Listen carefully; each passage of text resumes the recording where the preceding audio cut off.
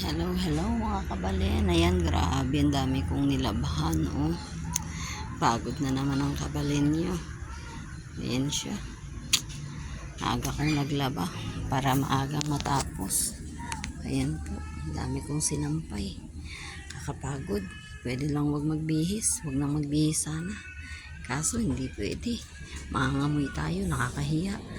Kaya ayan, dinali ko na naman ang aking mga labahin.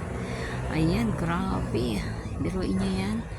Tatatlo lang kami nagbibihis. Pero kung makapagbihis, bongacious ang aking mga kasama. Ayan, pati mga sapatos nila, tinira ko na rin. Ayan, biruin nyo yan. Pagod na naman ang kabalin nyo. Kaya ito, pahiga-higa lang muna. Kaya masyado napagod. Yan, binabantay-bantayan ko rin ang aking sampay kasi maya-maya biglang umulan. Ayan, ganyan ang klima dito sa amin. Minsan hindi maintindihan. Kaya yan, panoorin nyo na lang. Pero presko. Hindi mo ramdam ang init kasi maraming puno dito sa amin. Ayan po, ang aking mga nilabhan. Ayan, nakapaikot sa aking bahay. Ayan, mga sapatos, mga bedsheet, kumot, ayan, etc. Ayan po. Ayan, mga bag. Kaya po, yan. Sobrang pagod ni Inday, Wadiday. Naku, Diyos mio, Marimares. Ayan po, buhay ng isang ina. Talaga naman, mga pagsubok na hindi pwedeng sukuan.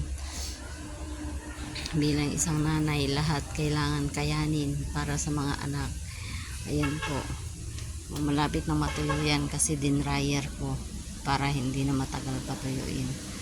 So yan po, sa harap ng bahay ko natatakpan na yung aking tindahan dahil sa aking mga nilabhan. Yan, grabe.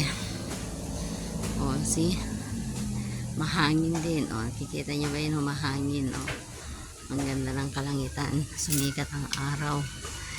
Natuwa ang aking sampay sa init.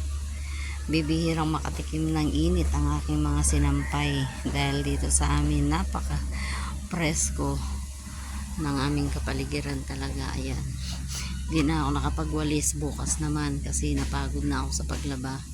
Kaya ito lamang po. Ayan, ito lamang aking masishare ngayon, ng aking paglaba. Ayan, minsan wala na akong alam mai-content kaya pasensya na kayo kung pabalik-balik na lang, pero hindi naman kayo magsasawa sa kakatingin sa aking kapaligiran. Tignan nyo naman, napaka-presko sa mata. Okay na lang po ang humusga. Ganda-ganda, diba? Ayan, humahangin. Hindi ka makakaramdam ng init dito sa aming lugar. Sobrang presko. Kaya kahit nasa bundok kami, mas gusto ko rito. So, ayan. Maraming salamat. Bye-bye. Thank you for watching. Hello po. God bless everyone.